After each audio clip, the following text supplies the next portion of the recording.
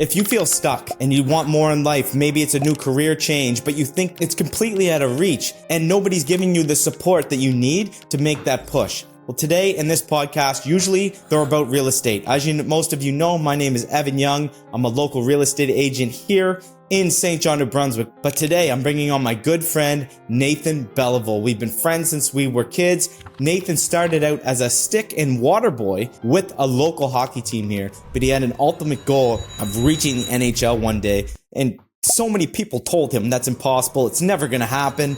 And guess what? He did it. He got to the NHL, started out as a stick and water boy, got to the NHL, and now pursuing entrepreneurship on an incredible level. So this podcast today is going to be for you. And as always, we really appreciate the support. If you guys subscribe, comment, and like, and anything you take out of this video, all the context are going to be in the description below. Enjoy the show. Today, super fired up. I have a longtime friend since we were kids, Nate Belliveau. Huge resume. We've been trying to get this one going for a long time.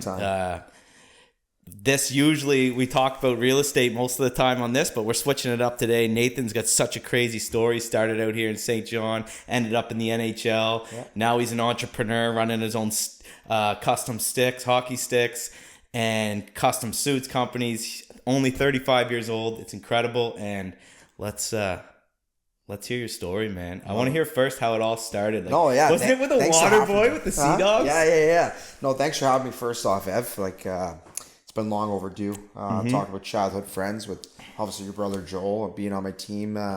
Rest in peace. You know, being on my hockey team growing up, and obviously us being around each other for a long time with your dad and parents and stuff like that. So it's good to be back. But yeah, obviously started my career here in St. John as just a stick boy, water boy.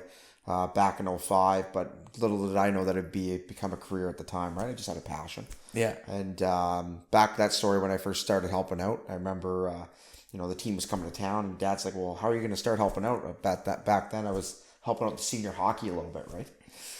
I'm like, well, just drop me off to Harbor Station, Dad. I said, drop me off to Harbor Station. Oh, you didn't even have a job? Didn't even have a job there yet. I'm like, drop me off. I didn't know that. Yeah, I was like, drop me off to Harbor Station. I was like, I'll just see...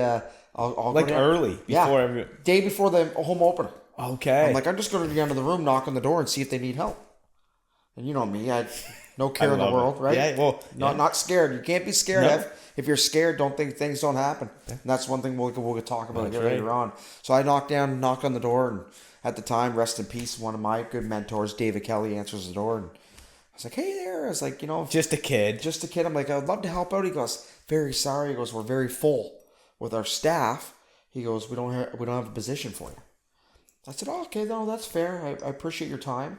And you talk about not taking no for an answer and being and being really tunnel vision of what you want to get accomplished. So literally, I'm leaving the rink, and the St. John's Fog Devils were moving in their team for their game the next day. So I just went up to that equipment guy. I'm like, do you need help tomorrow? I'd love to come and do the water bottles for you. Maybe learn the business a little bit. Yeah. And he was like, yeah, absolutely. Like, come on in around 5:30. So I get in the car, and Dad goes, how did it go? And I'm like, well, I said, the Sea Dogs told me no. They said they were full, but said the visiting team said I can come help them out. He's like, all right. So next day, sure enough, I get there, shows me how to do the water bottles, what to do. I get done. Crazy. I meet all the security guards there right around the dressing room. And Dad's like, well, how'd it go after the game? I said, great. I said, you know what, Dad? It's like, I'm not going to tell teams anything different. I'm not going to give them the option. I said, I'm going to go in there and tell them that I'm supposed to be there helping them out. Now that security guys know who I am, they probably think I'm supposed to be there. So I'm just going to start doing the visiting teams. I love it. So that's how it started. So sure enough, halfway through the year, the home team, and I thought I was hiding from the home team. They knew all darn well I was down there. Yeah. Right. Working away and helping out. Yeah. And they loved that I was there every night. I was on top of things. Like, it showed that I cared. They're like, you know what? They had one kid that was helping out that wasn't really invested in it. Yeah. Like I was. So they kind of parted ways with him, or he just didn't come around as much. So when he didn't come around, I got to do the home team. So at Christmas time, they called me down. I thought I was getting in trouble for being there. So they called me down at Christmas time. The dogs did. The dogs did. Yeah. They had a Christmas gift for me. And they must have found out I played goalie. They gave me a goalie stick, and I thought that was the world. I was like, no way. Right. And they're like, thank you so much for what you're doing for us. And here the whole time, I thought I'm like trying to hide it. You know what I mean? Yeah. I think I'm trying to hide it. So, going back to that part of it, since then, obviously, I got to mentor with DK, got to actually learn the business. He's like, do you want to do this for a career or do you not? I'm like, maybe. It's like, he goes, well, I'll be hard on you, but I'll also teach you things the right way. So that way, when you're done high school, you're ready to take on a position somewhere. Right. So I volunteered till the end of my high school, graduated, worked at Dorian's Sports Excellence for a little bit. Yep. Shout out to Mark Doran. That November I got a call from Bathurst if I could go to the job or not, and be their equipment guy. Was that tough though? Because you were always home and so tough. Man, There's we're talking about people don't realize, and we'll talk about that as we get going in my career with hockey. You miss everything. You miss birthdays. You miss Christmases. You miss relationships. Everything. Impossible to keep. So like you don't know this at the time, right? I'm so new and naive to it. So I go to Bathurst. You got to think, I'm a 17, 18-year-old kid working with 20-year-old players, right? Trying to tell them at those ages there's budgets. So like the guys want stuff at times, you're telling them no. So it's hard to build relationships. Then you're away from home for the first time. I'm living with the billet family. Probably a little bit of a language barrier too, right? Yeah. Some languages, obviously, of French. I'm an English guy. Players too from other countries. 100%. And yes, of course. Yeah, we had players from Germany, Russia, all over. So the homesick side of it, and just learning to become an adult, like you're still developing. I'm an 18-year-old kid. You think that you got the world ahead of you, but you think you're ready for it. But hindsight, I just did an entrepreneurship talk to in Harborview, and one of my main topics were, they might not see it now, and you might be able to agree with me. I wish school would go to grade 13, 14. I don't think by when we get out of grade 12, we're not ready. Yeah, or adapt some of this in it. Yes. Teach you a little bit more about life and entrepreneurship in case you don't want to do that 9 to 5 because 100%. It's so towards that, right? 100%. And when we went to school, I don't know how much more it is now, but they were driven us, go to college. They still do, man. And some of my talks were, you don't need a college background. They wouldn't like that. Right? The teacher agreed, actually. Like, and it's the truth. You don't need a college degree to go do stuff. You just got to be able to research. You got to be able to know what you're talking about, and you can develop your own skills in different ways. And we'll talk about that obviously with the businesses now as we get going. But back to my career side of it, from there, it's people, relationships, connections. So as I got good with my job, or felt like I was getting better with my job, I told Dad I'd like to go professional. He goes, well, how are you going to do that? I'm like, well, they have NHL equipment manager meetings. I was like, and everybody can go to that. I was like, I'm going to go to these meetings and see what can come about it, to get some resumes out. So I went to these meetings, and where was that? Yeah, it was. I think at the time I'd been in Florida. So you fly down. I fly to Florida on a cheap flight down. Don't know what you're getting into. I signed up for the meetings. I did a little bit of research, like we talked about, but I don't know much. But I just know I'm going to go in there and shake as many hands as possible. Yeah. Say hello to people, and just kind of get my name out there. Right? So that was my vision. So I stayed in the Motel 6. They're staying in a nice hotel. I ate fast food every day to keep the budget down. Went over to the meetings, went back to the hotel afterwards. But when I was down there, I'll never forget this, of my first meetings of like meeting different professionals now. And the guy that took a chance on me, Mike Lefsick, his name's Tuna. He's a I remember you talking about him. Yeah, so Tuna's in Philly now. He stood at my wedding this summer. We're best buddies. Was that Iowa? When you lived in Iowa? We were in Iowa together. Right. Yeah, so he took a chance on me there, but that was the second year of the meetings. But my first year of the meetings, I got to know Tuna. So we built that relationship. But my first year at the meetings, I was passing, some resumes around, talking to some people, and somebody gave me a heads up that the Vegas was looking for an equipment guy in the East Coast Hockey League for the Wranglers. So I'm 20 years old. I'm like, you know what? Try to take a stab at it, put a resume in. But since I went to those meetings, I got to introduce to a few other people where they remember my face and name. Yeah. Now, looking back at it now, talking about getting out there for young entrepreneurs and stuff like that, if you want to get recognized or you're trying to go for jobs or interviews, you got to go say hello to people. You got to shake hands. You got to look them in the eyes. That goes a long way than just an email. That's just hands down basic stuff.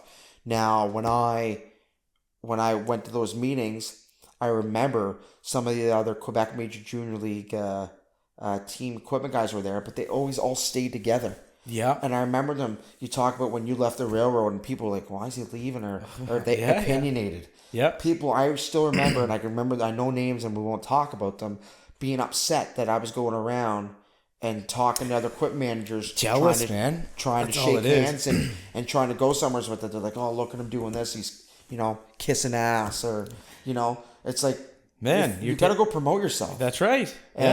And I wouldn't be where I am today in the career that I had and having the opportunities that I have now if I didn't talk to everybody. And it doesn't matter if it was a janitor in the rink to an executive. I talked to everyone like they were like top dog on the team. But that's how everyone should be treated. You're going to miss, this is one thing I live by now. I used to be so scared of what people thought. So for you to do that at that age is incredible, because that's not too many kids do that. And now it's like, listen, for everyone, you miss 100% of the shots you don't take. So just take them, because in 100 years, none of us are going to be here anyway. So do what you can to do what you want, right? 100%, I agree with that. So therefore, obviously my career started going, and it's all who you know, and people like you. They want to take you places. And Tuna, Mike, that I met that was already in Iowa, going to Iowa for their first season. They were in Houston the year before. He had a job opportunity, and I applied for it. We talked at the meetings, but he went a different direction. Then the next year, the job came open again. The guy he took got a promotion, so he's like, "Hey, I got to know you. Like, we're good buddies now." I said, "I want you to come to Iowa." I'm like, "Perfect." So I went to Iowa. Good relationships with a lot of the general managers. So you wouldn't have got that job impossible if you never went down to those 100%. meetings. No way. 100%. That's crazy. 100%. But I took a chance at 20 years old saying I need to be at these meetings. Yeah. And obviously my mentor, DK, kind of helped me too. He's like, you need to go to these, and, you got to listen to people. And at the end of the day, you make your own decisions. So if I was like, nah, I'm not going to go, I would have lost that opportunity. Right. So I went down there, talked about meeting different people, and, Brent Flair with the Iowa Wild in Minnesota, he was assistant GM. He's now assistant GM with the Flyers, where he's like a dad to me, like awesome. So when I was going to leave Iowa to go to New Jersey, I took a pay cut. Right. He was trying to make me just to get into the door. Just to get in. Yeah. Because I knew long term, I was like, once I get in and I show my thing, they're gonna give me my worth. Right. And as they went on, my pays went up, and I was sitting in pretty good. But I remember they offered me a good penny to stay in Iowa, and he didn't want to lose me. I didn't want to lose him.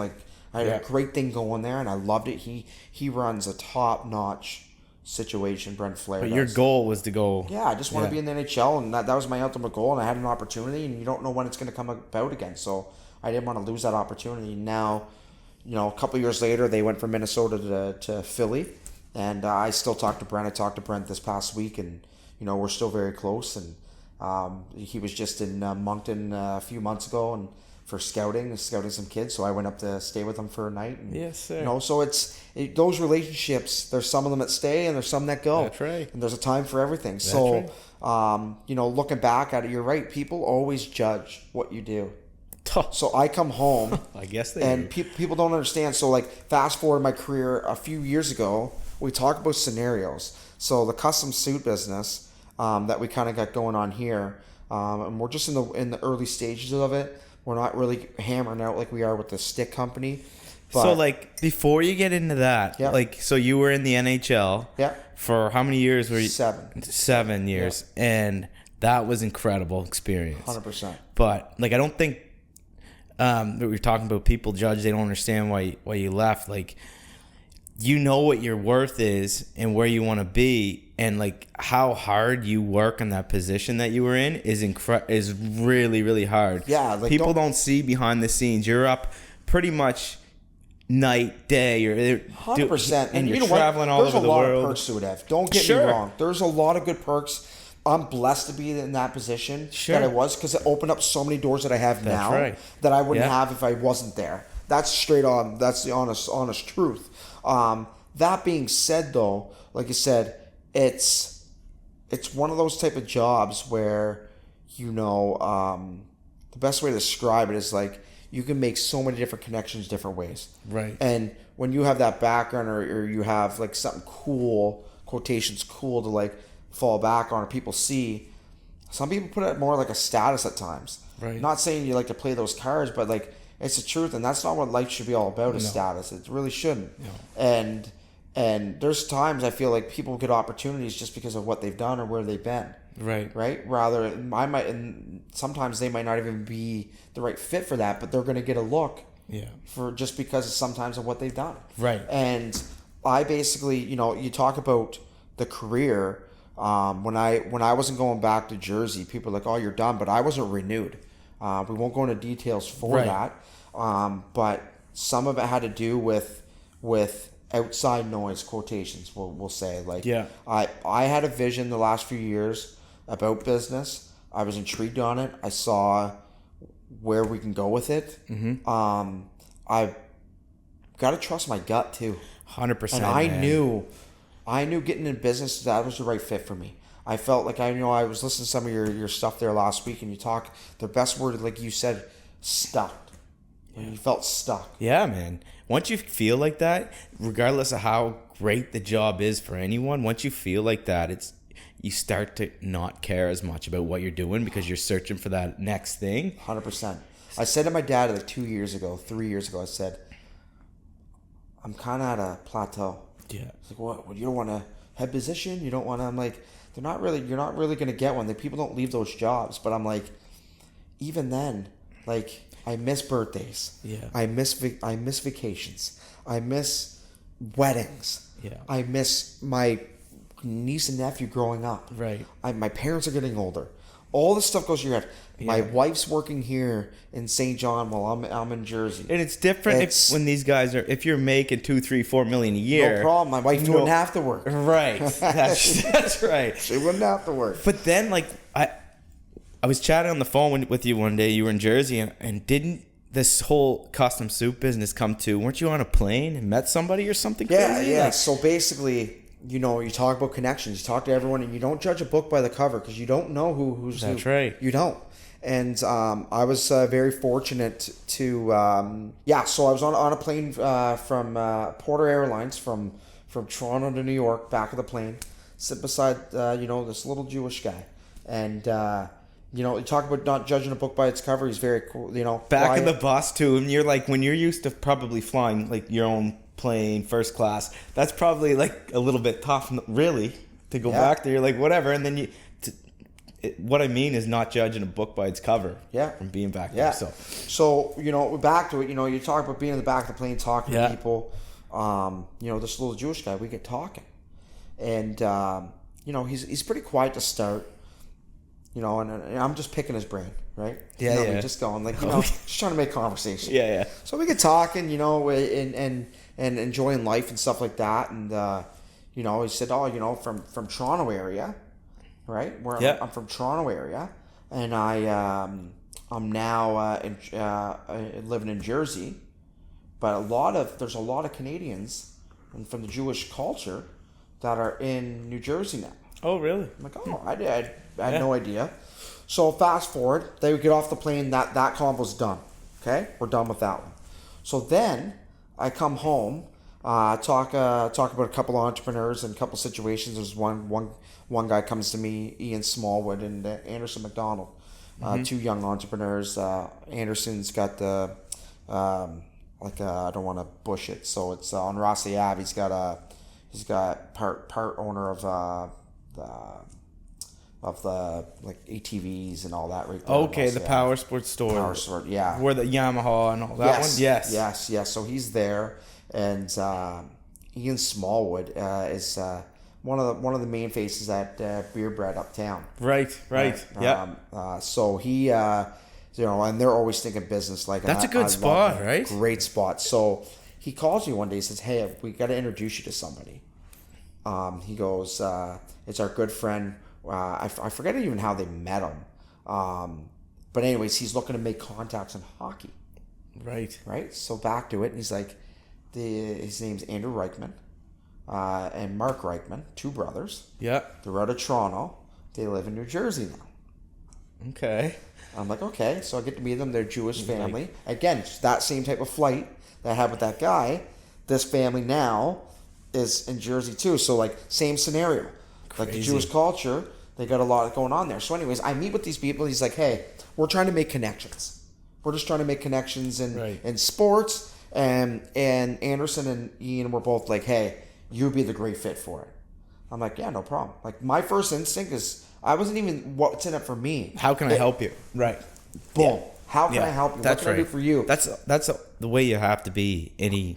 That's just the way you got to be. 100%. It'll come back. Yeah, that's right. We'll talk about that. So, fast forward, I start connecting with tons of athletes, different people I've known, and then not knowing who they were. It wasn't like I was just doing it because they got God's gift going on here. I just did it out of the goodness of my heart. They said, hey, good business people, take care of them. I said, yeah, no problem. We go and meet in Jersey. They present me with a nice watch. And I'm like, what's this? They said, we want to thank you very much for, helping us out with all these contacts. We're still in school, but we're trying to build a business brands. I said, no problem. They're like, now it's time to learn about our family. I'm like, perfect. I would love to hear about your family. And they're like, we're the Reichman family out of Toronto. We're the second richest family in all of Canada. We're worth over $14 billion. So I'm like, okay, but it still doesn't change how I do things or how I think things. That's right. Money's just money. It doesn't bring happiness, right? There's a lot of things that can bring, right? But but at the end of the day, like you got to be happy with yourself first. So I was just happy helping them out. I agree. I was just happy helping them out. Yeah. So they're like, now it's time to learn about us. So they owned. But it's cool that you help them because they're probably, people would know that they have all this money and they'll just do whatever and think they're going to gain, and you didn't even know who they were, what they had for money. So then they know that you have a good heart, right? 100%. That's what they said to me. They're like, listen, like we want to get to know you more on a personal level, become like family and friends, because it wasn't like what was in it for you, more or less of the story when they met with me. They're like, so just so you know a little bit about our background, our family started up Macy's, Bloomingdale's, Baskin Robbins, Dunkin' Donuts. Yeah. Their families, like generations ago, started up Wall Street. And they now, their father and them own 25% of the grade A real estate in Manhattan, New York City.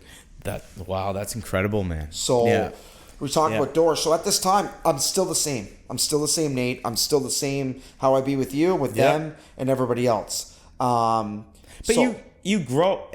I'm saying with myself, you grow as a person, and honestly, I think going through everything you're going through, and this is how I feel anyway, you actually become a better person. 100%. We're learning every day. Yeah. I'm not perfect what I do, and like I said, you'll always have people judge you. I don't care what you think. Same, I don't. dude. Like, I used to be so scared to post on social, and I'm like, dude, like whatever, just don't even follow me, then. Cool. Right. See ya. You don't want to see it? Mute me. Mute me. Exactly. At the end of the day, like I said, I try to watch different podcasts and mentor myself and try to become, like you said, a better person. Mm-hmm. And look, I saw a quote from a podcast, and it was something on the lines of why worry about people criticizing you and get that the people that are going to criticize you are the ones that you're not even getting advice from anyways. That's right. I think I said something like that too. I would never take advice from somebody I wouldn't trade places with. Mm-hmm. And I realize that now because there's people that I really like, and regardless of what it is, their father, husband, whatever, right? Wife, they say you should do this or you should do this with your wife. I'm like, well, I don't really want your marriage. I don't want this. I want that. Like, I think that in my head, I obviously don't say that. Yeah. Do you know what I mean? Yeah. Regardless of what it is, I think fitness, anything, man. You just do and look up the people that you want to be like, man. 100%. So we talk about that with these brothers that I met. Yeah. And I just been introducing with everyone, and then one day they call me. Yeah. One of the brothers calls me and says, hey, I'm mad. I got screwed over on a suit. We're making our own suit company. I said, well, I'm in the NHL. I can't. How are we going to do that? He goes, I'm going to fund it all. He goes, you're going to run it. He's like, you got all the connections. You know everybody. I got the business side. I got taken care of. But he's like, you know everything else. Right. Right. I'm like, okay. So tiptoe, and like he said, I was all. If we talked about it before we sat down. You want things now. People are like That's now. right. But know. you got to build, and which I learned with these guys. And another quote that I took from podcasts: if you surround yourself with billionaires, you become a billionaire. That's right. If you surround yourself with millionaires, you become a millionaire. That's right. If you want to, not in disrespect of anybody, but if you want to be hanging around with some bad people that are bad influences, you're probably going to go down that path. So it's all who you surround yourself with. Dude, it's even if you're hanging out with the same people all the time, and you're a little bit, just say, or a little overweight or whatever, and you're comfortable, you don't even realize it. And if you go into a room that everybody's in good shape, then you feel uncomfortable, 100%. right? So, but if you're around people that are in good shape all the time, you're going to be in good shape. So it's the same thing, right? 100%. And that's me. I just started back in the gym too. You're looking good, man. That no, I suit's gotta slick. get better. I gotta get better. This is one of our custom suits, actually. It's more like a casual style. But back to being like, want to get the business going now. I want to get to the top. And I tried that at first. He goes, settle down. Yeah. We're gonna build our foundation first. Yeah. So we're actually technically not launched yet, right? With the big company, like we're not launched Because at the time you were so excited because you're like, you also wanted more. You wanted to transition from what you were doing. 100%. And you're like, let's get this going now so I can make a move here. 100%. 100%. He goes, pump the brakes. Yeah. He goes, we're going to build our foundation. And we're still building that. Because because once we launch, it's going to be flowing in. That's just saying to me all the time. It's like, it's going to be flowing in. He's like, so we got to be ready for that. So you guys have a website and all that yet? No, there's nothing out on the only way you can come get a suit right now. It's like the dark net is for suits. Pick up get me on Instagram. We have a little thing here in Maritime that's starting. It's called Maritime Custom Clothing. Yeah. Might be a little branch off from it. So we'll put all that in the description if anyone wants to. Yeah, Maritime Custom Clothing. It's, you know what, but yeah, with the custom suit, when we're ready to launch our company, it's like I said, I was ready for now, and he goes, "Well, pump the brakes." Yeah. And we're going on 2 years now. But since I've been mentoring with him and learning from their mindsets that I don't have, he's like, when we launch, we want to be ready to rock the world and be able to put something out there where people are like, wow. Right. We don't want to be going out, putting everything out there and making 29 million mistakes. Right. So let's make the mistakes now before we go public. Yeah, that's right. Experience. So like we're making suits for different players, athletes, and then we talk again. Ev, crazy situation that happened. We talk about connections. All right. I go to Morgan Wallen this summer. Yeah. Right. My wife, well, my fiance at the time, couple friends, one of my childhood buddies, New York City. Morgan Wallen's on. I'm like, I gotta use the washroom and get another cocktail. I go downstairs. I'm always business driven. Same. And you're always thinking about it. Always. Yeah. So I go downstairs, getting a cocktail, see these people get talking. What do you do? Oh, I'm in the NHL. I'm like, oh, when you say that, which I like about that now that I can say it opens up a convo, right? So now I use it in that sense. Like, oh, what did you do? I said, oh, I used to work in the NHL. Oh, really? Right. And then I'm like, I don't even want to talk hockey. Let me drive my pitch of what I got going on for business. So I'm talking to these random four people. You got to use all the tools you have in the 100%, bank. 100%. So I'm talking to these four people, and we're just, I'm telling them about the suit business that I got going. I said we're catered to athletes and celebrities and stuff like that. That's our vision. And I get a tap on my shoulder. I look over, this older lady. She's like, I overheard your convo. She's like, you said that you have a custom suit business that's driven towards athletes. I said, yeah. She goes, well, my son plays in the minor league baseball. Would he fit in that category? I'm like, absolutely. But usually in my head, I'm being real honest. And Caden, I love you now. Like, it's cool to see where things can go. Yeah. But when I first heard that, I love baseball, right? Yeah. Even though I'm in hockey, I love baseball. I go to tons of games, and I know the baseball market. Minor league baseball, you could be way down in the gutter, not even being looked at in MLB, because there's just so many teams, so many leagues, right? Compared to like hockey, there's fewer leagues, right? So when she first said that, I'm like, okay, if he's a minor league, maybe it's nothing crazy. But again, I didn't care. I was like, yeah, I would love to fit him. Right. Well, she introduced me to her son. We get on a call. We've now talked to his sister too. She's outstanding in the business world, getting ready to strive too, and we might take her on eventually. We talk about building our platform.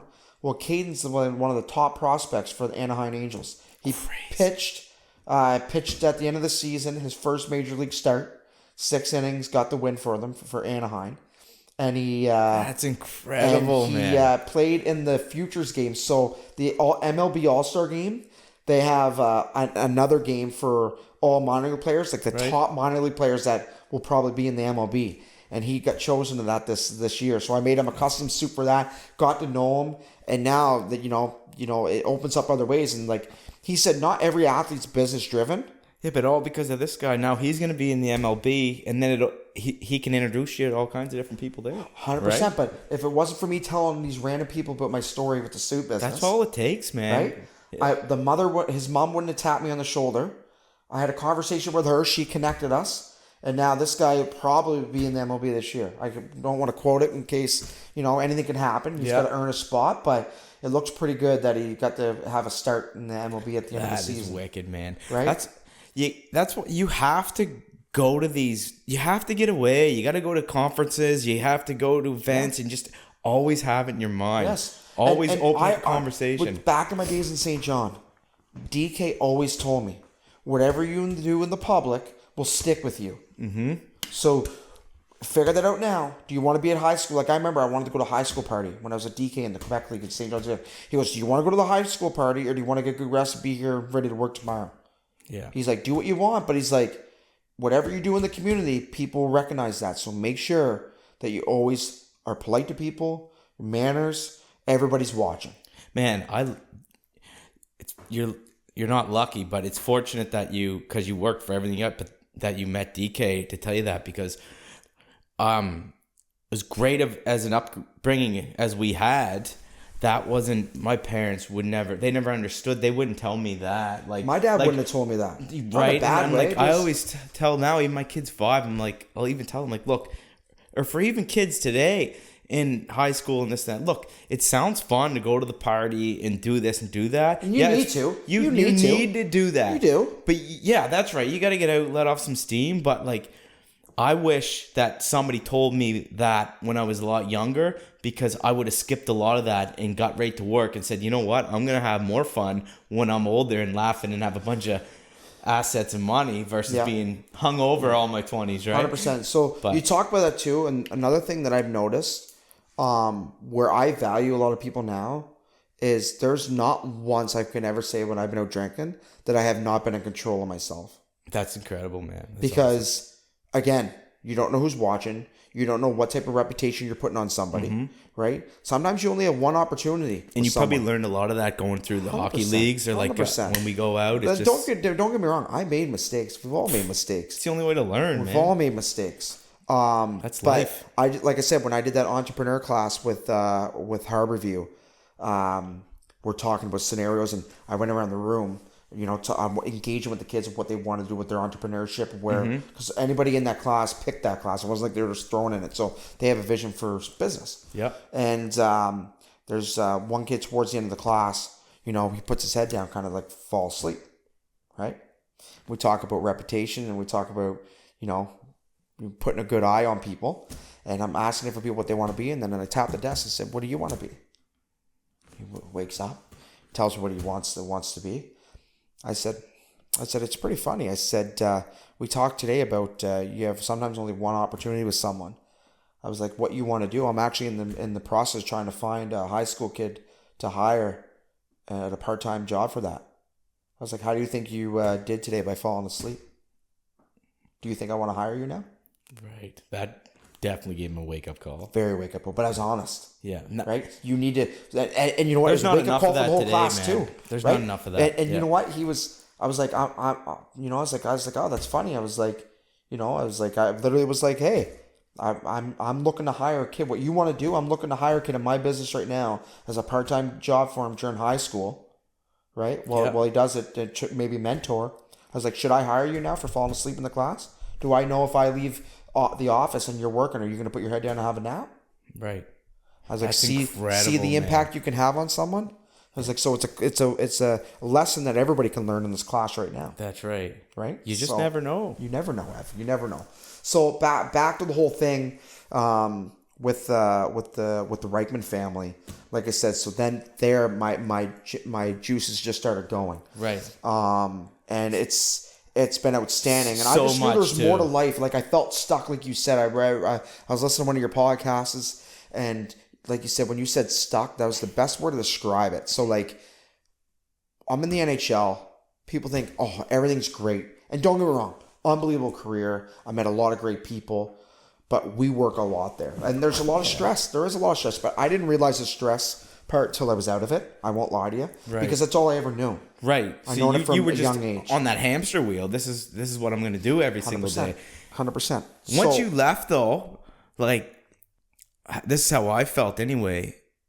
It's like you're flushing that whole paycheck down the toilet, and it's like a huge weight off your shoulders, though. In a way, there's a lot of emotions. I'm not going to sit here and say everything was perfect. When I first went, not even that when I left, they weren't renewing my contract. Right. So I already had the business going, because I knew long term I was starting to weed out. You talk about, like, I already had 1 foot in, 1 foot out.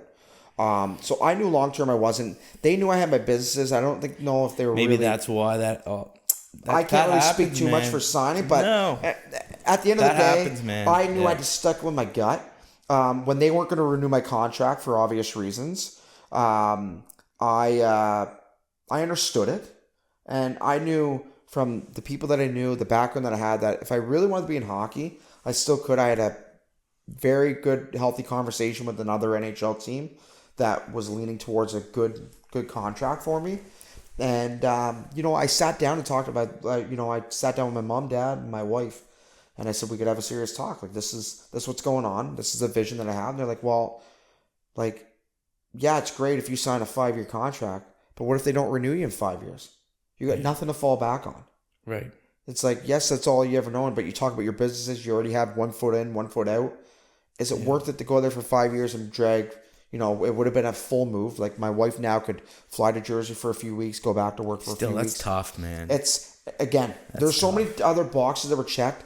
I was scared. I was nervous. I didn't know if I was making the right decision. Obviously, taking chances. We talk about all that stuff. Everything's going through your head. Some of the convos. So, you know what, man? We can relate, bro. Right? Different, but similar. Right. So, I already had how the stick business. Now, we'll get into that part now, too, right? So, I'm leaving the NHL. I'm going strictly just for the suit business. That's my vision, right? You talk about opportunities at the right time, right place. So, I come home. All set for the suit business. It's going great, pretty decent. Obviously, winter times it slows down a bit, and it'll pick back up. But I had tons of sticks in my garage from different players all over the NHL, and I always picked players' brains, and I always kept notes on my phone. I didn't tell anybody this. Right. I met with James Mailman, that's now my partner for KYC Hockey. We're based out of St. John, New Brunswick. I met with him. Sorry, before I even met with him, he played a game for us in ball hockey. We needed a player for a game, and they came in. They're like, Nate, like, he's got a stick business going on. I'm like, we need to have a chat. Because I already had the vision, and I already kind of did something like this before. You know all the people, the contacts. I'm like, let's have a chat. We sat down, one conversation. I was like, this is what I'm there's no gray area. This is what I expect. This is what I want to do. Tell me what you want to do. Yeah. And let's see if we can make it work. There can't be a gray area with two people. No. This is what it is. Yes. Everything up front. This is how I operate. Yes. Because we gotta see if we're fit. Right. And right away, it was one conversation. We said, all right, we need. He's the glue to our company. Right. And then he might say I'm the glue to the company in other ways. Yeah, but it's 100% like he's so good with the computers. He's so good with our manufacturers. He can delegate so many different things. There's sometimes I'm throwing stuff on him, and you know what? And we challenge each other. Mm-hmm. A healthy challenge. And I just try to stick to what my tools are best at: connecting, getting relationships done, trying to build our brand. Right. That's my side of where he couldn't care less to be in front of a camera. Right. And that's okay. That's okay. Yeah. That's okay. 100%. If we have two type of the same people, the business might not operate the same. No. Right. So it's literally perfect. So after our 2 combos, we built our brand, and we only had a vision for Atlantic Canada to start. We got our manufacturers done, and with risk, there's reward. Right. So we took that risk, and even at the time, we're going, are we making the right decision? Are we not making the right decision? And looking back at it now, Ev, we built the stick, and we said we'll just start off with sticks. And talking about my mentor, one of my other big mentors, Joey Taylor, love him to death, and I'm gonna make an introduction for you. I think. Yeah, I don't know how we've never connected, but and you know what, you guys will strive off each other, because he's the same way. You talk about going to different events and different classes all across the world. Like, he loves that stuff, and I got talking to him, and we got talking business and just driving it, and I said, he goes, whatever you do, the less cost that you can put up front. Like, some people think, oh, you got to go get the big store. Oh, you got to go get all this. No, we got a small little warehouse. That's the way to keep it. Small little warehouse, costs us nothing to be. We're all internet based, pretty much. Right? We got stores now taking on our sticks. Why would you want that overhead? Right. Get rid of that. Right. So, but people think sometimes in business they got to have that flex. But it's like, no. Like, and I took that advice, and we haven't done any of that, which was great. So we just took the basics of building sticks to start with. People always break sticks, right? If you buy a pair of gloves or pants, you might only get one every 10 years, 5 years. That's right. Right? So you got to go with your margins and what you're going to get back to, right? So for us, we said, all right, we'll start with sticks. We built that. And then my mentor, like we talked about with Joey, he's like, and you, like, people think too, you just get in the business, but I have another job now that people don't even know about. Right. Right? You have to, though. Like, 100%. So for me, I'm sorry to cut you off. No, that's good, man. But no, it's one of those things where I took my opportunity. I said, you know what? I have a good friend of mine that works in the pilot boat industry. Yeah. He said, why don't you come down here as a casual? So I now take that money, right? I'm not scared to go get my hands dirty. Take that money that pays my bills. Everything we're making from the business now, I'm throwing it back in the business. Right. And that's what me and James both are. He's got another job, and we're not hiding away from that. We're proud of that. That's a good business move. People think, I got to leave my job and just do this. No, it's okay to work another job and get your business going. Eventually, you might be able to transition. It's not going to be easy. No. Like, you're going to spend late nights doing both. 100%. Like, I did the same thing. 6 years I did both. If I was around the right people at the time, it would have been a lot sooner. 100%. But I just started taking a salary this year from my real estate company this year. And this is my 8th year, man. Like that I'm comfortable now. I can take a salary. But then again, we talk about it, building brands. Yeah. Where I'll talk about. So that's good what you're doing, man. You got to do that, because then the business will succeed, because you're building it out. If you just jumped into that, you'd need money to live. And if you're spending all the money in the business to live and on product, you're never going to get ahead. No. So for us in that regard, I'm working the pilot boat. And then I won't talk what company, but I'm interviewing right now for an ambassador role for another company. Yep. Which it kind of will help. Both will help, really. But it's like, we have a plan of not even touching our money, but now we're in a position now. We're not even 6 months, and we'll get back to how the company grew to where it is now. But we're now in a position where we offer hockey bags. We offer clothing. See, I didn't know that. That's wicked. Offer. There is a website and everything for that, for KYC. We'll put it all in here. KYCsports.ca. But now we're just started our patent for hockey gloves. That's incredible. So it's like, with us not putting the money back into the company, we wouldn't be able to get the patent and do the gloves we are. So we're not trying to throw everything all at once. We're just building as we go, and it's been great for us. And you talk about the company as a whole. It's how we really got on the map. It wasn't even Atlantic Canada. We wanted Atlantic Canada to be our number one priority, and still is. That's our baby. But how it all started was, we had the hockey tutorial, they're called, out of the UK, got a hold of one of our sticks. All right? And in this video, how did they get a hold of it? I don't know if they reached out to James. James dealt with the whole situation for hockey tutorial. Like, I wasn't even dealing with it, to be honest with you. So I can't really speak on that part. But either he sent them a stick, or they reached out for a stick, but they got one in their hands and they did a review. So what they do hockey reviews on all new gear, anything out there for gear. So if you want new type of gear, you can go to their hockey tutorial and kind of learn what you should be getting, what you shouldn't, what's affordable, what's not. Like, that's their whole vision. So they get a massive following. So they rated our stick, our Stealth Pro stick, top on the list of low kick point sticks. So the low kick's the most average stick that people use for stick wise, like for low kick points. Yeah. And they rated ours over all the other major brands that are out there. And that's what put us on the map. And at a wicked price too, right? Yes. Man, I'll say this. I actually, I was telling you before we jumped on here. Yeah. I tried one out the other night there at the little U7 hockey practice. Tom McHugh. Shout out to Tom. What's up, buddy? Man, I never had a real good shot, but I just barely touched it, man, and ripped one right off the top shelf. I was like, damn, it's like feather light. They're incredible. Yeah. It's in. And my thing was, like, if we're going to put something on the market, I want to be able to compete with those other companies. And because, you know, at the end of the day, trying to bring hockey affordable back to Atlantic Canada, that was our only goal. And it's scary how the internet works because we weren't ready for it yet. So are you doing much locally, or are you going to get into stores locally, or is that, or what's going, or you haven't really dove into that yet? You talk about people that you think that are close to you and that people that aren't close to you.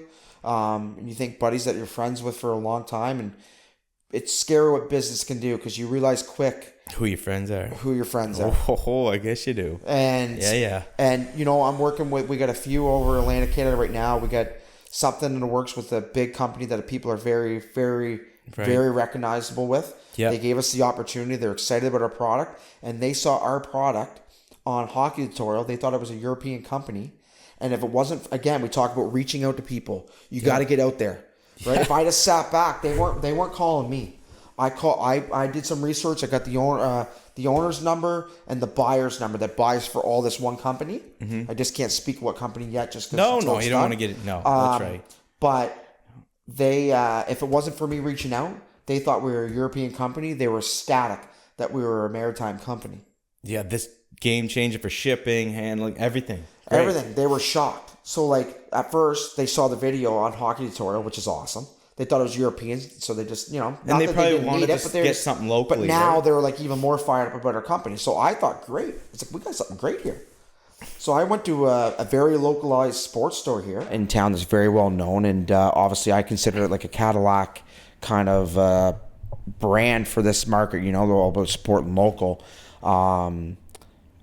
To kind of pitch our sticks to them. Right. And not knowing if I was going to get the deal done or not get the deal done, went in there open-minded and, you know. Prepared to be shut down because that could happen. 100%. It could be shut down just like that. And you got to be in a mindset of being okay with being shut down, but also in a good mindset when they say no, to maybe say, hey, listen, well, let's meet again next week and stuff like that. So I'll give you kind of a rundown what went down for the sports store. So when we went in, and I met with the sports store in town, their initial thoughts, they didn't, not that we're not against it. They just said, hey, you know, we knew you were going to come in to see us because we know you. We have a good rapport for each other. But he needed to take some time to think about it as the owner, you know. And I said, all right. He goes, just give me a couple days. And that's tough. That's tough to hear, right? Like, as a new business, you're trying to get it going, and you're like, man, all these thoughts start going in your head, like this isn't gonna work. But anyway, you kept going, kept pushing, just like you've been doing your whole life. So. 100%. So when he says that to me, he's like, you know, give me a couple days to come back and see me. So I said, anyways, you know what? I'm gonna give you not 2 days. I'm gonna give you a week or two. Yeah. I said, I'm gonna come see you in the new year. It was just before Christmas when I saw them. I know this is kind of the time of year that they order for the next season. Yeah. So I said, I'm going to give you more than 2 days. Tough time of year to make a big decision. 100%. And they got tons of volume coming in the stores. People getting Christmas gifts. Packages not coming because of the shortage on Canada Post. There's a lot of variables. So I'm like, you know what? I said, I'm going to give you a couple weeks. I'm going to come see you in the new year. And we'll sit down again.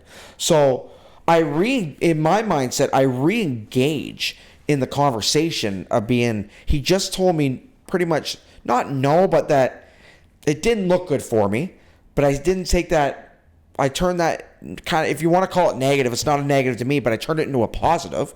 And I said, you know, he said giving him 2 days, and I'm like, no, I'm going to give you a couple weeks.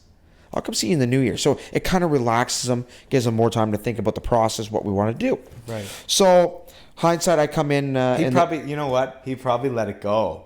Most people would, right? Maybe, Like, I don't know. but Yeah. not realizing that, like, I'm coming back. Yeah, Like, we're gonna get this maybe. done. Yeah, maybe. I knew deep down what I was doing, but I just, yeah, you're right. Yeah. Maybe.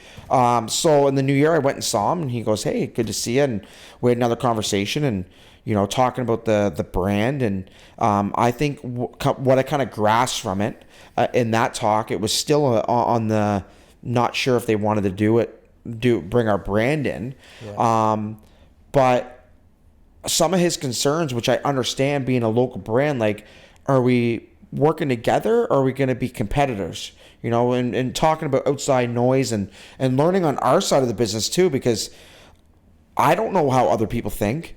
I just can think what I think about our brand and what we're doing. So, like, You don't know what's going on in the background of his business. Right. Like, Right. you could have contracts in place saying that, look, but let's just say, like, there's some major companies out there, and in their contract could say, yes, we'll put your sticks in your store, but you're not allowed to sell blah, blah, blah, blah, blah. And that could be it. 100%. And the more I got to talk to him, I realized, like, I think he was more just nervous of the fact that, like, if we're going to do this, let's be one as a whole and work with each other rather than, him take a chance on us, and then next we're doing backdoor deals to friends and family and not get people. And their people aren't driving to his store. So, like, I understood what he said by that, and I just reassured him in that full conversation, like, hey, like, if we do this, like, we're all in for you. Like, we want to be in your store.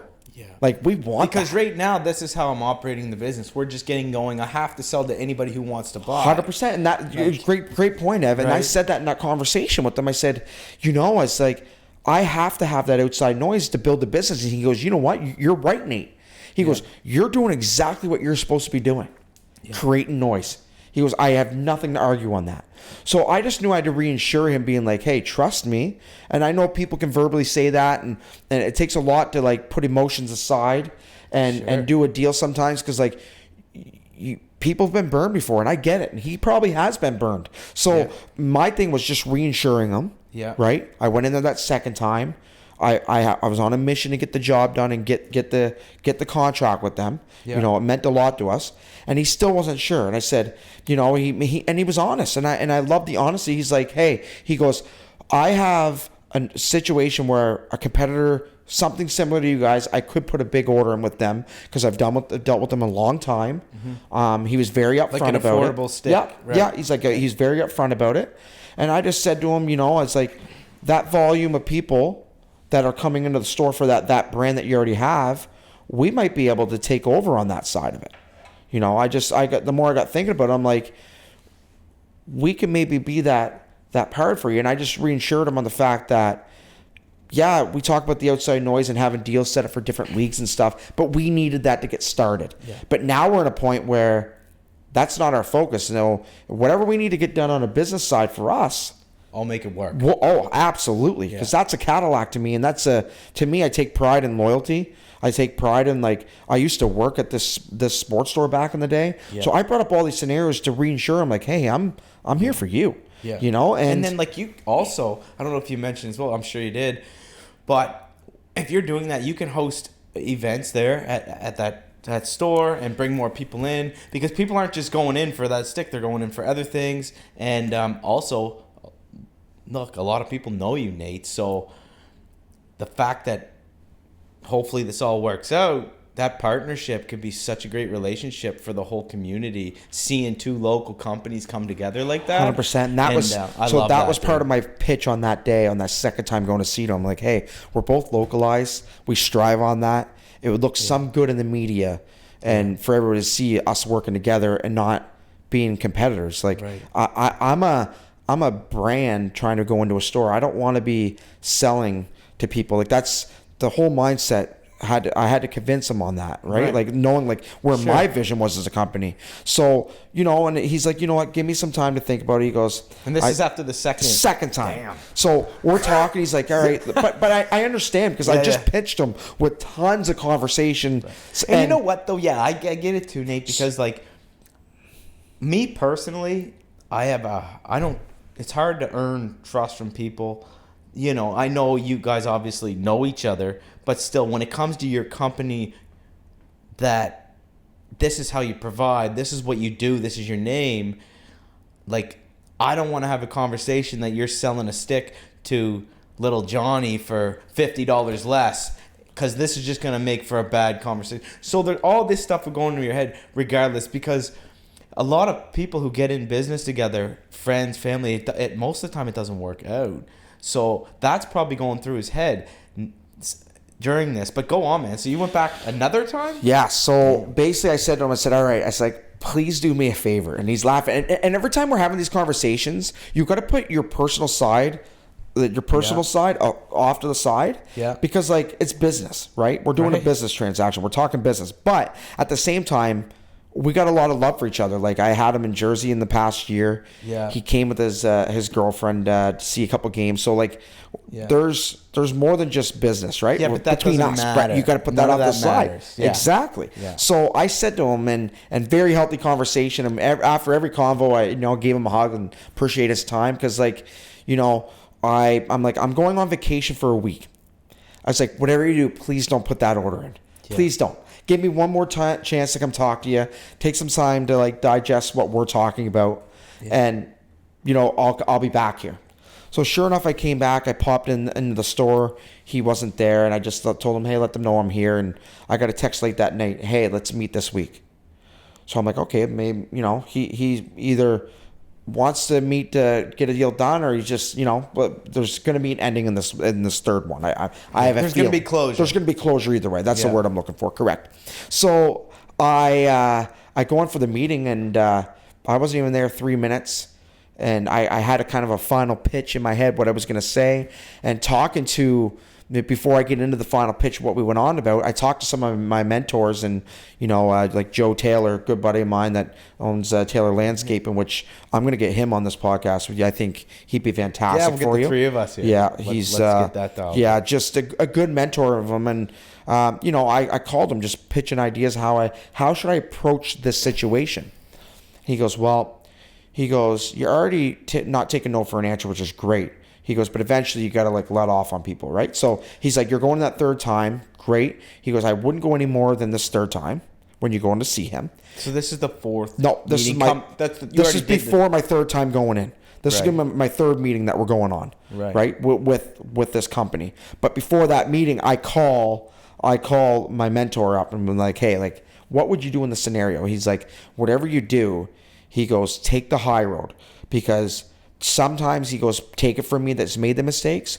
There's times I've got like mad personally at somebody, and then lost that. Once you do that, you lose them they're done. Like you can't ever go back from that. Yeah. So he's like, you have to like take the high road. He goes, there's some of my best customers right now in my landscaping business that said no to me at first, but 5 years later I have them and they're my best clients. Right. So he's like, you got to make sure you take the right approach. He goes, I'm not telling you not to go in there and be mad about it, but he goes, if you're looking long term, like you talk about the company being, you got to make sure that you do the right thing. Yeah. Right? Because just because this doesn't happen today doesn't mean it won't in 2, 3, 4 years. 100%. Yeah. So I go into this meeting. All right. We're not even 3 minutes into it. And he looks at me. He goes, we're going to do the big stick order, 300 stick order for you. I'm like, really? He's like, yep. He goes, but, he goes, and we're in negotiations right now, put the contract together. They just hired a new general manager at this location that we're working with. And he goes, I'm putting all the emotion outside of it like we talked about. Strictly business. I got to give you a fair chance. Mm-hmm. He talked about, like, there's some of the stuff where there's going to be no gray area. It's like black and white, which that's what I want. Can't be. And you'll have to get everything on a contract and paper. If you break that, the deal's done. You're out. Yes. Right. Correct. And that you need to be aware of that going into that. Absolutely. And that creates trust. 100%. That's what I'm getting on. It builds a little more trust that way. And then I went into talks of being like, hey, you're making the right decision by me. I'm telling you that. Like, it's no different than when I take it from different quotes of different guys and you see players get drafted and they go on the podium and they look the GM in the eyes and said, you made the best decision in this draft by getting me. Right. Confident in my hand. So talk about hard work, persistence. So you went to the store 3 times. 4th time. No. But he texted you. You went the third time he wasn't there, correct? Yes. Right. Yes. So you're right. You are right. So Yeah. Correct. Basically, 4 times you had to go. Yep. To meet. You know, actually, there's a true study out there that it actually takes business owners or different people to make a decision five times. Really? Yeah, I just read that the other day. But anyway, talk about the hard work and not taking no and taking the high road.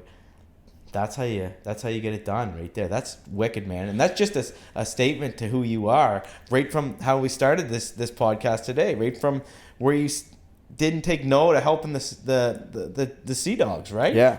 Incredible, man. Absolutely. Wicked, so, the whole thing. It's looking like it's gonna happen. Yeah, he definitely said yes this time, which was great. Yes, you're just put the proposal together. We're going to work together. And I told him, I'm like, I get it. Like, you guys got to eat, we do too. But let's meet in the middle. I said, we could start doing events here. Like, my brain now goes to another level, being like, thanks for trusting me. Mm-hmm. Thanks for giving me the opportunity. I'm not going to screw it up. I'll never forget this. But also on top of it, it's like, let's generate ways where we can get people to come in the door. They might come in we can do a couple contests here. They come in for the contest, but then they're leaving with a set of skates, or they're leaving with something else that they forgot they needed. Like, people, when you go to a store, you don't always go there for one thing. You always walk out with more, right? Right. And moral that, we're happy to be there with them. We're happy to partner up with them. And the biggest. And we'll let you guys know who it is here soon. I'm sure most of the people watching this will be able to figure it out. Well, I said right away, you watch our social medias and stuff. Once the deal's done completely, we're gonna blast them over our social media. Right. Like, to us, we're proud to be with them. We're now a team. We're now together. It's not. And I totally, like I said, to rethought about his thought process. Until you sit down and talk to him and kind of get his feedback, I didn't realize that he thought of us like as a competitor, and I don't really even know if that's what it was. But if you take all the information that I took from it, that's what I kind of gathered. It's like maybe he felt like he was more of a competitor against each other than us coming in together. And I understand, like, you can't have 5 undercut deals with everybody else, right? And then try to put the stick for a premium stock item in the store. Nobody's going to come to the store. Nobody's coming, right? No, right. So you got to get the revenue through the door. So I'm very excited about the situation. Like I said, it's one of those things where, like you said, I didn't take no for an answer, but at the same time, I was confident that I kept saying to him, I kept reassuring him, like, we need our sticks in your store. We need them. Like, we need to be there, and he agreed. Yeah, he's like, we do. So, man, I love that, dude. That's wicked, man. Yeah. That's wicked. So, not only did you lock that in, so before we started recording here, Nathan locked in Cleves. So, tell us about that, which, by the way, is another incredible story, how you did this. Like, unreal. That's a big store, man. Yeah, and like I said, obviously we try to keep things pretty confidential and stuff like that, but back to like going into that sports store that I just got on, that I just went in 3 times, I was honest with them that we got Cleves in all our stores. And I said, because I wanted everything on the table. Again, we didn't want gray area. It's black and white. I was like, just so you know, we did sign these stores all across Atlantic Canada. We're very excited about it. We want to have you too. But I had to get that on the table. I felt like I owed that to him. You know what I mean? Because we talk about trust, loyalty. If I don't tell him that, and he signs that contract with us, and then he sees the sticks are in Cleves, and is like, you didn't want to tell me that? It's shady. You can't have that, right? So back to that part. Yeah, so how we got into Cleves, no different. I went to Cleves in St. John, New Brunswick, right? You're like, who's the owner? Where's the manager? Went in. I didn't know who I was asking for. So I knew a guy that previously used to work there a little bit, and I didn't message him until afterwards. He was a manager there. So I walk in, and I just kind of look around and see people working. I just head right for the hockey section. So when I get in the hockey section, I talk about everything right situation, right time. I looked to my right, and there's a kid that plays on my ball hockey team. He's working there. And he played a little bit for us, and Dolomont, great kid, just finished his junior career, played in major junior stuff. He's now the store manager, or one of the managers there. I'm like, man, and I didn't know this, so I'm like, oh, Dolly, I'm like, good to see you. I was like, obviously, my company, I'm trying to see like how I can get in there. He goes, oh, no problem. He goes, I'm going to put some words in for you. He goes, I'll introduce you to our general manager. and see if she'll meet with you right now. I'm like, perfect. So he flies over to like another part of the store, right? Store's pretty big. So I follow him. This is one up East Point. This is East Point. Yeah. So he's like, hey, he goes to the manager. He's like, hey, this is my friend Nate. He owns like a hockey company. He'd like to talk to you about his products and stuff like that. And do you got time for him? She goes, yeah. She's like, come on with me, Nate. We'll go back to my office. So I went down to her office. So when I got to ask you this because you probably wouldn't have brought it up. So, and we talked about this earlier. When you go into this office, you have to let her know that you worked in the NHL. 100%. You got to use it. I have to. I have to because to me it's when I say that it's not to brag about what I do. Immediate respect. It's a respect, but it's also like it gives you like kind of like people with the university. When somebody says they went to Harvard, you're like, oh. And I'm not putting Harvard with the NHL, but but I with get the hockey brand. When I was like, hey, I got a hockey brand, but before anything, Nate wouldn't have made her in Harvard. That's for sure. No, I wouldn't have lasted a day no, there. I wouldn't have. Anyway, Wanda could tell you more about that, Mom.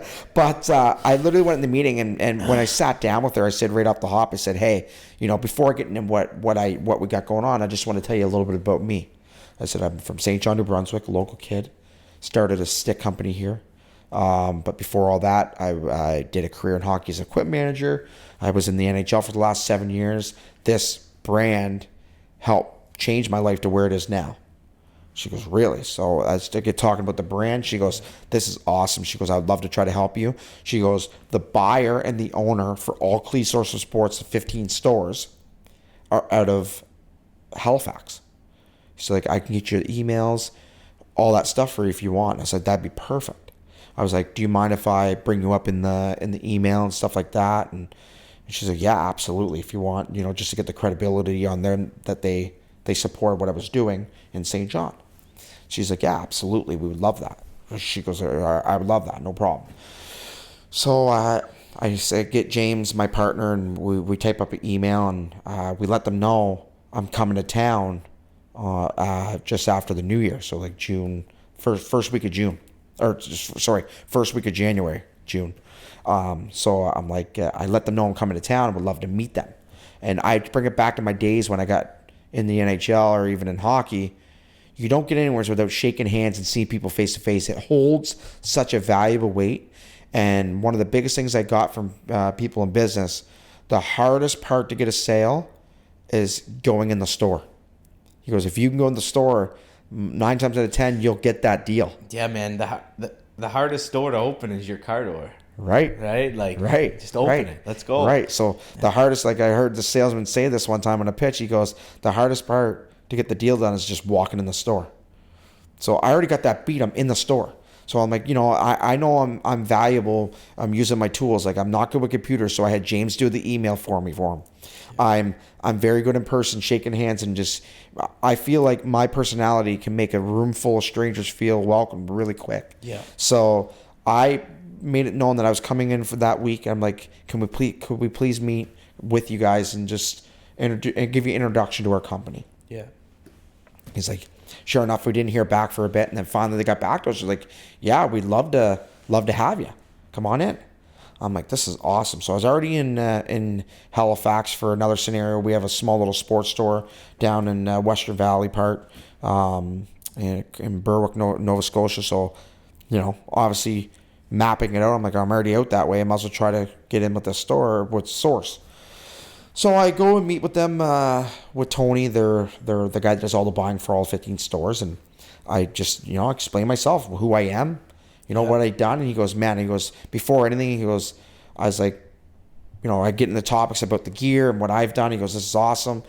I was like, have you heard about the brand before? And he goes, I actually have. I'm like, really? So we talk about that viral video that went out about our company on hockey tutorial. And he's like, I saw that. He goes, I thought it was a European brand. Right? So yes, we talked. Yeah. You mentioned that. Yeah. Right. So like that European brand side of it. So obviously we're able to get that deal done. And he's like, yeah, the European brand. He goes, but I didn't know you're from St. John, New Brunswick. Changes everything. Yeah. So then we talk back and forth, and he goes, put a proposal together, and then we'll go from there. And we put a proposal together. Didn't hear back from him, so I picked up the phone, called his office, left a voicemail. Not even half an hour later, boom, contract came through for all 15 stores. So how many sticks would that be? Do you know? Or I don't really want to talk margins, just out of respect for them. Right. But put it this way. Like, is there a minimum order that you... Usually is with different contracts, yeah. Like I said, I don't really want to speak too much on that, just for the fact of out of respect for him.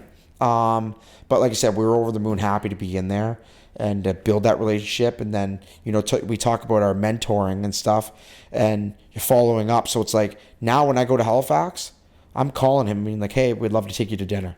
You want to build more rapport than just the business side of it. That's right. Yeah. You want to get him away from there. Because I know if I can get him away from the desk, sit down for dinner, I know I at least have him for an hour. Yeah. Man, talk with him, get to know him more, get to know his family.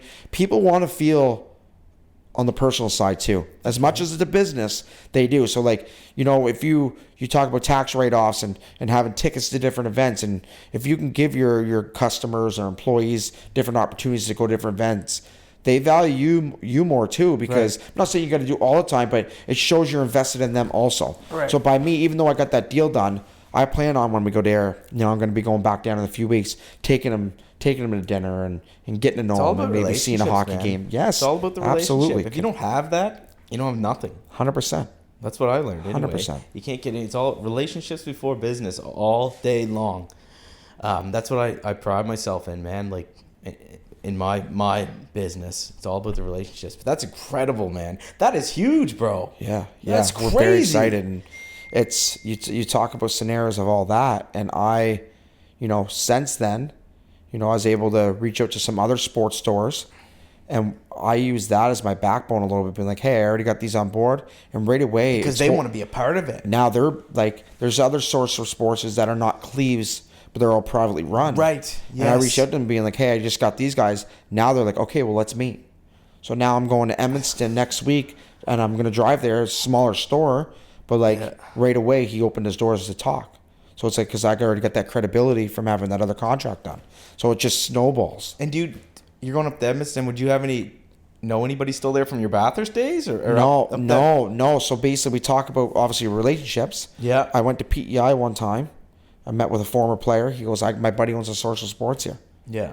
Let's do dinner. Let's do We went to dinners. That way I had him for 2 hours. We talked. We built a friendship now over the last several months. Yeah. He connected me with the owner there. He's good buddies with him. Right. So we talk about connections, talk about relationships. If I go in there and dog that not interview, but like that sit down dinner with him, I might not get that contact there. That's right. Right? Like or his store, for instance, too. So like, that's why you got to be a sponge. You got to be willing to learn, and you might not always agree with people, but you got to respect their opinion.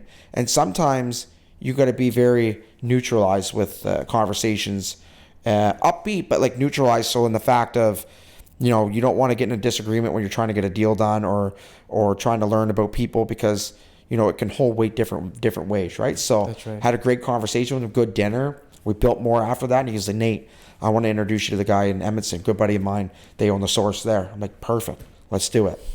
So, and then now, we're on a level. Now we're on a level where before I'm trying to not necessarily fake it till I make it, because the retail side I never really knew. I Googled stuff, learned stuff. So now I have products that I'm bringing out to the public, and I say, how would we make this work in a social sports environment? Yeah. And he's giving me feedback of how other stores would what they'd be looking for if we try to get a deal done with them for certain products. Right. So like not even that I got him on a storefront, but I now got him as a friend. I consider, he's younger than me, but I could look at him like a mentor too, because he's teaching me now that side of the business. And now we're coming up with ways that we can make it work that venues are going to want my product. Right. So it's a real learning curve. Yeah. It's also quick too, man. You learn as you go, dude. Like, I honestly, man, I look back now, I'm like, damn, I've been doing this in business now 8 years. I'm like, I can't believe anybody actually worked with me back then. like it's crazy. Yeah. You learn as you go, dude, and I'm super freaking proud of you, man. Thanks, buddy. That's incredible. Yeah. So we'll announce that at other sports stores soon. Yeah. Most people will be able to figure it out. You just locked in Cleves, and you're hitting the ground running, bro. Yeah, absolutely. That's wicked, man. Excited. The way you are, and by the sounds of things, James, your business partner, either way, this business is going to take off because it's incredible product. It's been going great. Incredible We're in Finland now. Great. Yes, Yeah. you're in Finland. You signed a deal over there. We're in the UK. We're all and you're over just the getting US. started. So and that wasn't even our vision. Like I said, back to it. We weren't ready for those steps. We still aren't. We're still treading water. Anytime we get a bunch of product in, it's gone in within days. And hopefully we can't keep it in, which is a good problem to have. But that was us growing big. We talk about the foundations and the business sometimes going big too soon. It was out of our control. Right? It was out of our control because they got to hold this video and it went worldwide. But we're very blessed and we're navigating through it. Yeah. But we talk about getting that foundation and building your brand so that way you're ready for every obstacle. We weren't ready for those obstacles because we didn't know it was going to come onto us like this. But we're navigating it. We're getting through it. So in the NHL, maybe it's not every player, does every player there have a contract to wear a certain type of gear? Like every single player or just certain ones? So it's funny you say about that. Like we're catering right now to like minor hockey. Might try to get some little like junior A leagues. We're going to try to get into some of those. We're not ready for the Quebec League, like the Sea Dog League or like the NHL. Well, you're just because you got to pay like in the NHL. Don't quote me, but I think you got to pay like $100,000 to a player. No, to the league per piece of gear that you have. So if I want my sticks in the league, I got to pay $100,000, and then you don't know if you're going to get any players. And a lot of the players now are getting endorsement deals, and a lot of them aren't getting any money from the companies. They're getting like gift cards to use at other vendors. Right. So like Lululemon you can get like up to $5-10,000 Lululemon, or you can get other type of businesses for golf or whatever, or suit companies, whatever you want to do. But there's only a few players that are really getting paid by like some of these other big competitors. Right. Now that being said, Power, CCM, if I ever want to get to those levels, I just know I got to pay a lot out just to get in the league. But then I know if I want to get a player, I'm not going to be able to just give them gift cards to like places for like $10,000. They're going to want cash because we're a newer brand. So is that a goal eventually, or maybe you just don't? In the future, but like obviously it's a goal in the future. But it's like you got to be realistic. You gotta. Again, we talk about taking your time and growing your foundation, and taking the right steps at the right time, not just rushing things just to rush it, because that's how businesses fail too. 100%, man. People do that. They get too big, too quick, and they start spending money they don't have, and it just goes south, man. But I've learned so much in the last few years. I think last year, and it seems like you have too, in the last like 12 months for me, really grown as a person, and my standards and everything's changed, and what I want in life with my 100%. business, my family. And 100%. I realized too that like a lot of people say putting, my kids are first, this is first. But I realized that like if I put myself first and look after myself, then I'm better to my kids, better to my business, better to everything. You like, and you seem like as a person too, like in the last 12 months, like you're like growing into an even better person. I feel like I said, I felt stuck. I trusted my instincts, and after talking to my family and having their backs, being like, hey, like it's okay to like go do your own thing, because and you talk about what people think of you, what they're thinking. People are like, still hear people are like, oh, I can't believe you leave the NHL. I was like, you don't know. You don't know what it's like to work in there. Yeah. I missed so many things. The 10 months of the year, 11 months of the year, I'm by myself. Even your summers, dude, you were like, so you wouldn't even get a month. I'm here for 2 weeks, gone for 3, home for a week, gone for 2, or home for 3 weeks, gone for a week. Everything had to be so scheduled. This was the first summer I could do whatever I wanted. I had no stress. And like I said, awesome. I didn't know the stress till I was out of it. But like, again, we talk about the outside noise and people judging. It's like, was that hard on?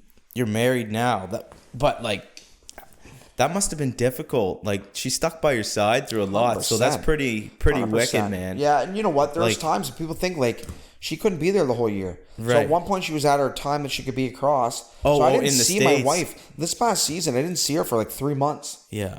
So we had a road trip to Toronto. It's kind of like unwritten rule. I don't care now that it's out, but it's unwritten rule. You're really not supposed to have your wives and stuff on the road, right? And I haven't seen my at the time my fiance got married this summer, but I didn't see my wife for like 3 months. So I had her fly to Toronto. We had unheard of. We usually fly in the day before games and then fly out after the game Right on the after. private jet. Yeah, Okay. gone. But we somehow had like 3-4 days in Toronto. Okay. So I flew my wife out to stay with me. Right. And I remember people like giving me kind of like the, what are you doing? But like, screw you. Like, Yeah. you don't know. Why does that even matter? Like, freaking who cares? My job's done. If I everything's want to getting spend my done. spare time with her and do whatever, it's like you guys don't realize you all have your wives there. Most of you make unbelievable money. Like, the money was good in the NHL, but like, I couldn't buy a house there. Right. Right? It was one income because she's working in St. John. Yeah. I was like, you talk about being stuck, but it's like, you don't know what people are dealing with. Right. So be nice to everybody. You don't know. None of them knew that I haven't seen. I'm not going to go there. Well, I haven't seen her in 3 months. Like, it's, it's none of their business, but it's like, as long as your work's done, stop judging people. I know, man. A lot of people, there's so many people like that, managers and bosses, like just friggin' treat people good. 100%. That I learned real quick in business, like never ever be transactional, never chase the dollar. Just don't do it. It really does. You said it earlier, Nate, that like everything comes back, man. Yeah. Or, 100%. Like I remember too, like I won't say particular situations. Like I won't say what teams or anything like that, but I had a situation where I got called in, and I won't say teams at all, but I got called in. I was very proud. I invested myself in a Rolex. All right. Yeah. To me, I always wanted one. It holds its worth. That's incredible. That's a goal for me too. Love it, man. Yeah, but it was just something for me at that time. I was just proud of that. I saved a bunch of money and I said, you know what? I'm going to put one towards that. That way, if anything ever happens, if I had to get rid of it, it holds its worth. I could get rid of it, right? But it was an investment. I was so happy. I posted on my. That's wicked. Congrats to that, dude. I posted it. Thank you. I posted it on my social media, and I got in trouble for it. Why? From a certain employer that I was working with at the time. Yeah, got in trouble for it. Like what? What do you mean? What did they say? People didn't like that you were posting. Again, we're talking about jealousy, people, stuff like that. But I got from certain individuals. I got pulled into a meeting and saying that people didn't like rub people the wrong way. That I was posting that I got my Rolex and stuff like that, and that I was posting it online. But you know what? If you don't have the right mindset, little stuff like that can really bring you back. Like really pull you back in and make you not want to do anything like that ever again. A bit. Like I've been pretty. If you notice on my social media, I've been pretty low key, because it did pull me back. But now I'm starting to get back into my shell again. Like I haven't really done I did a goalie podcast. It was really low key. I didn't really share it. This will be the first thing that I share. Man, it's good to talk about it too. It's really good to talk about it, man. People love honest. People like hearing the story, and that's how I am now. I'm just myself. That's it. If you don't like it, too bad. Yeah, like and that was the kind of. I think it's incredible. You should have shared that story, man. Like that's awesome. That's wicked. So screw them. Yeah, you know what? Like I said, looking back at it now, like I said, I'm not going to say what teams, to keep it very neutral. Yeah. But that to me was. How dare you share your goals? How dare you share what you did? So I was just like, come on, I was so thrown off by that, and I just said, you know what? It's that probably bothered you for a while. Oh, it did. And then you lose respect. Absolutely, and everything. It's like, what are you talking about, man? Like, you talk about everything happens for a reason, but like, I'm glad being where I'm at in life. Everything happens for a reason. I'm so much more happier. I'm home more, but you work more. People don't realize too, when you own your own business, it doesn't shut off. It doesn't shut off. Well, we have this. You work 24/7. Now I got to start to delegate, and I'm sure your wife, with having kids, your wife at times saying, "Hey, Ev, we need all your attention right now," or can you give us today? Like, figure it out. We got to have a plan in place that you can give us all your attention, and not somebody call your phone and you're picking up, being like, "Oh yeah," and now you're neglecting your family. I'm trying to find that balance a little bit too. Man, I'll tell you though. My wife is really good because she understands that like what I'm trying to do, and this is the way I make my money is in real estate and helping people buy and sell and invest.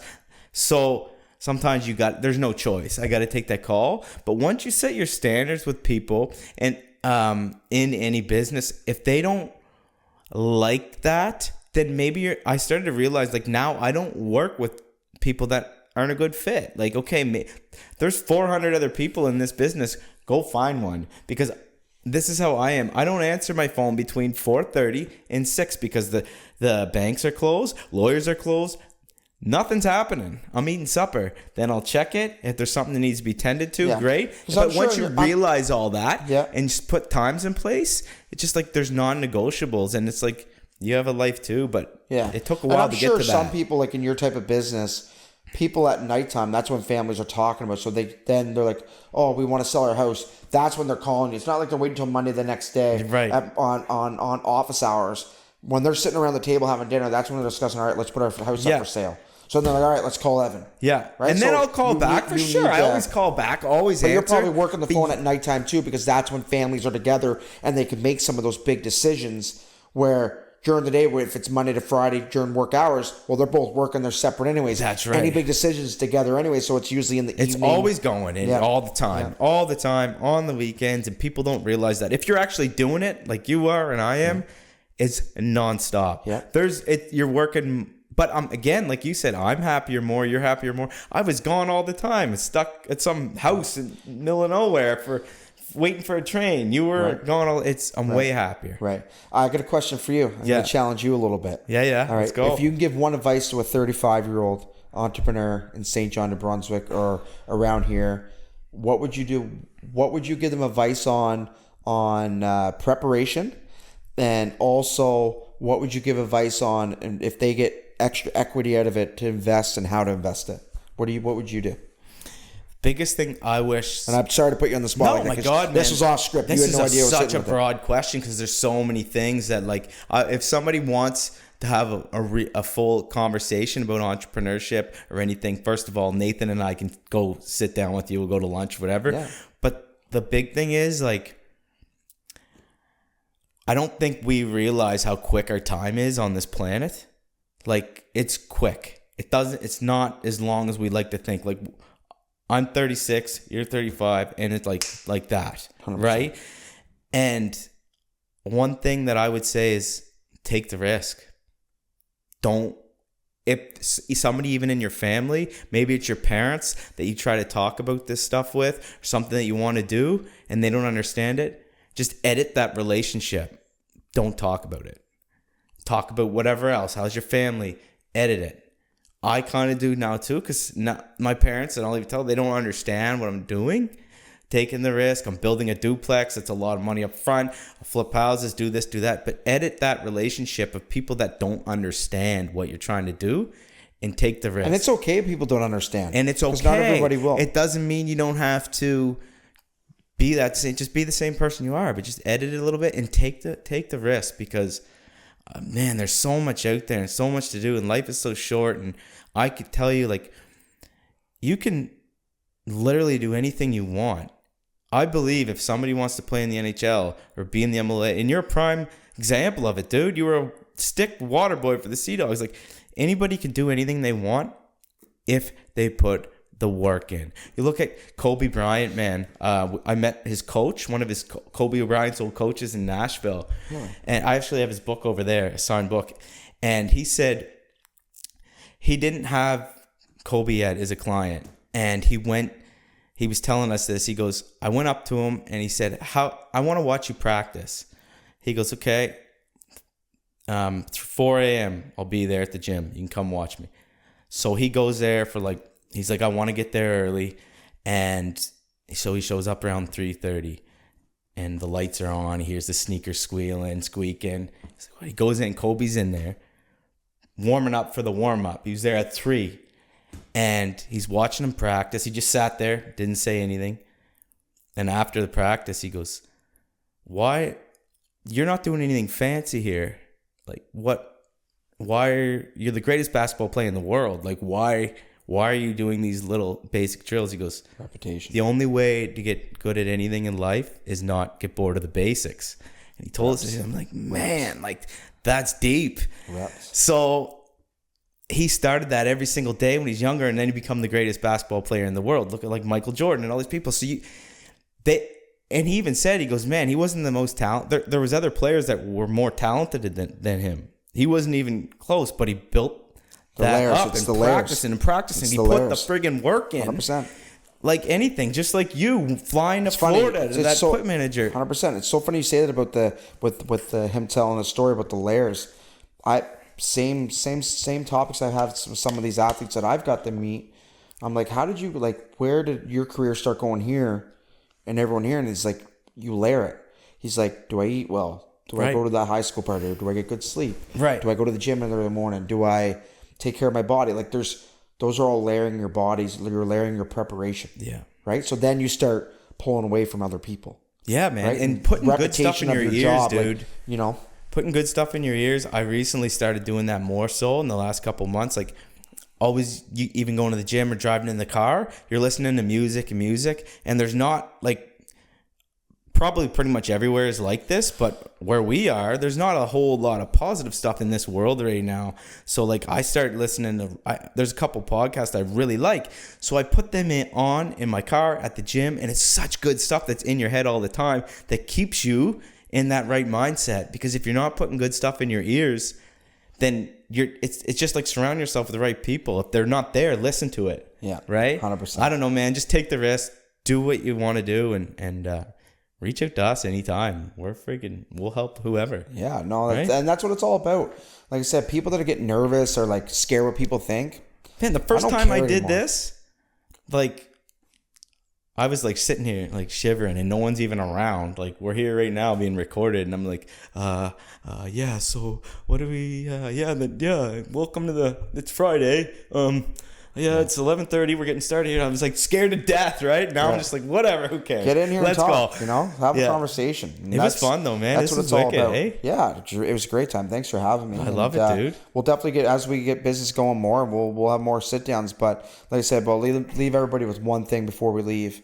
I think the best situation, looking at it all, is if you are going to do business, don't be afraid to work other jobs while your business succeeds and you start building it, because you got to look at the long picture, not the short picture. That's right. And don't let anybody say you can't do it. And keep it all to yourself too. Yeah, 100%. Most of it. 100%. Like, don't be telling people around your job that you're doing this and that, because I'm telling you, they'll look at you different. They did for me. Yeah. But I'm at a point in my life, I don't care what people think. Well, I got my friends. I got my family. Yeah. And the people that are going to watch this, and this is the best part about it, there's some people that are going to watch this and take a lot from it. There's some people that just want to know what's going on because people, are curious what people are doing. And there's some people that are literally going to watch this just be like, and want to talk bad because jealousy, or they want to see a negative that they can get. And that's the problem with this world nowadays. Too many people are negative. You got to be positive. Yeah, man. You know what I mean? Like, be good for yourself. It's free to be nice. It costs $0. That's right, dude. It's free. You know what I mean? So it's crazy. And you know what? Maybe they'll look at this and be like, okay, yeah, you're right, but it's the truth. Like, there's going to be some people that look at this trying to get a negative out of it. Oh, 100%. And that's reality life, and you just can't let it bother you. You can't. And that used to bother me so much, dude. And like, I don't know, man. I just doesn't anymore. I'm more relaxed now than I ever been, and everything happens for a reason, man. I really believe that. So 100%. Anyway, we're gonna do another one of these, and definitely before the summer, and 100%. keep you guys updated. Maybe we'll do a hockey edition, and we'll tell some hockey stories for you. Oh man, Nate's got some real good hockey stories. Yeah, let's do that, man. I even have a third mic too. We can bring somebody else in and have a huge big jam out. It'd be wicked. We can have some special guests. All right, brother. Let's go, buddy. Thanks. This was awesome.